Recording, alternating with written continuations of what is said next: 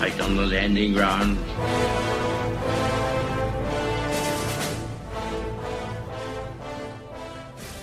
Thank you for joining us.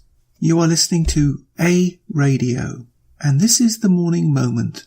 Please click on the follow button on Spreaker.com. Today I have 2 clips. Why 2 clips? Well, I want to emphasise that free speech and our God-given right to speak out about things that we don't agree with is being removed. It's happening quietly and in the dead of night with the cooperation of all parties. It matters not what colour or stripe you support. They are all walking in lockstep with absolute denial of your right to free speech in a supposedly free country. I am at the present time talking about the UK, but I'm also talking about Canada. Canada is also under attack, and I will have much more to say about that later on in the week concerning 57 Genders Trudeau. But I want to play 2 clips, both on YouTube for now, but I urge you to look them up. The first concerns not the 2 journalists that were detained for 3 days in a detention camp and then deported and treated like common third world refugees trying to sneak into the UK last week, 1 American and 1 Austrian. No, this concerns a Canadian journalist not allowed to enter from France crossing the English Channel. The second is on comments made by Katie Hopkins on the Tucker Carlson show on Fox News. Both links on my site. Take a listen and be very concerned about your future wherever you live, because free speech is under attack. Thank you very much for your presence here. We'll speak English if everybody agrees with it. It's my pleasure to announce here the presence of Lauren Southern. And the subject of this meeting here is what happened to her in the last few days in the United Kingdom. Thank you, Gerald. My country used to be a bastion of free speech, and it is no longer. The free speech was curtailed. The hate crime, hate speech, which was brought in under Tony Blair's socialist government, has been continued. And has actually got worse under Theresa May when she was Home Secretary, and of course the woman is now the Prime Minister of Britain. Lauren had free movement across Europe. She went to Flanders, Belgium. She travelled through France, and then she was stopped by Kent police at Calais and prevented coming into our country under the Terrorism Act. She's been detained by Kent police. Now, Kent is in the southeast of England. It's in my constituency. I live in Kent. I brought my children up in Kent. And over the past few years, under the so-called Tories' austerity, 800 police officers were taken off the ranks and made redundant. And so we're wasting police resources, Kent police resources, on holding back a girl who is Canadian, who's actually a Commonwealth citizen, and in her passport it actually says the Queen requests that she has free and unimpeded travel. Yet Kent police will hold her back, but they've allowed 500 jihadis to slip in. I'm not saying it's Kent police's fault. I'm not saying that it's the border forces' fault, because they've also had cutbacks. But when you've allowed 500 jihadis to slip back into your country, Frontex, the EU's border agency, has said that there's 1,000 jihadi brides heading back our way. And when I requested 2 weeks ago to have this urgently on the agenda, and we were discussing terrorism and the funding of jihadi terrorism, this place refused to do it. And then we've also got in our country around about 30,000 known extremists, jihadi extremists, that we just don't have the resources to monitor.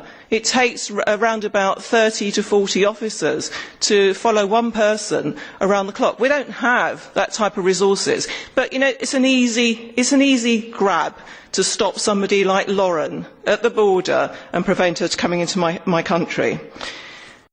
Well, the UK is blocking Conservatives from visiting that country. They say Conservatives could be hazardous to the nation's diversity somehow. This past weekend, American YouTube personality Brittany Pettibone and her Austrian boyfriend were barred from entering the UK because they planned to interview Tommy Robinson, an outspoken critic of Islam. Then on Monday, British police halted a visit by Canadian journalist Lauren Southern on the grounds she was, quote, a radical Christian and therefore possibly a terrorist. Meanwhile, Radical Muslims, more than 400 former ISIS fighters, are believed to have re-entered Britain without any problem at all. Indeed, they were welcomed. Huh? Katie Hopkins is a columnist with The Rebel. She wrote the book Rude, and she joins us now. Katie, it's great to see you. I mean, only a country that really hates itself, its heritage, its own people, would act like this. It's absolute madness, Tucker. I can't even tell you. For the regular British man or woman in the street, they're just shaking their heads and going, what has this country come to? We're welcoming back the mad mullahs. We're welcoming back the jihadis after they've done their jihad in Iraq or Syria. And by the way, they're not that good at jihad. You know, so you're supposed to blow yourself up if you come back. You probably weren't that great at jihad in the first Good place. point. But we are turning away Conservatives who just want to stand up for being Christian Conservatives, and our Home Office here has sided with the Islamists of Luton. We seem to have some new blasphemy laws here in the UK that we didn't really know about, but are certainly being enforced. Blasphemy laws that are applied to Christians, but not to Muslims. So what undergirds this? So, of course, for centuries, Britain sent forth Anglican missionaries to spread Christianity around the world, and by the way, they did. And now they would not let those same people in their own country in favor of ISIS members. What animates this? Why the change? Why do they feel this way? There's this pervasive thought that's spread amongst Liberals. It's amongst the Labour Party, the Democrats, if you will, and the Conservatives. We have a Conservative government in power. You wouldn't believe it. It seems to be that being white is considered wrong. Being Christian is considered wrong. Trump is wrong. And then there's a list of right answers. To be Islamic is right. To welcome back jihadis is right. We shouldn't prosecute them. We should embrace them. And it's really getting to a point here in the UK where, we're up there on the endangered species list. To be a white, Christian, conservative woman like myself, I'm right up there on the endangered, animals list, up there with the black rhino. And the black rhino has got an advantage because he's black. So, the UK is a democracy, purportedly. You voted for Brexit. You still get to vote there for the time being. The majority of your population, I would bet you my car, does not agree with the policies I just described. Why are they putting up with them?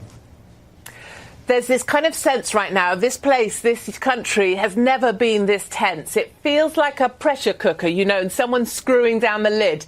And there's going to be a tipping point. And that feeling of just people going to be rising up to say, right, no more of this. We will not be silenced anymore. You can find more at aradio.wordpress.com, where you can find links to us on Twitter, Facebook, Instagram, iTunes, iHeartRadio, Gab and email. We are continuing to reach out to you, so please pass on the links. Please click on the follow button on Spreaker.com. You can listen to all my morning moments at Spreaker.com under A Radio, that's EHRADIO, A Radio. And please click on the like button. And you can find all my podcasts and morning moments at aradio.wordpress.com and click on the Morning Moments tab.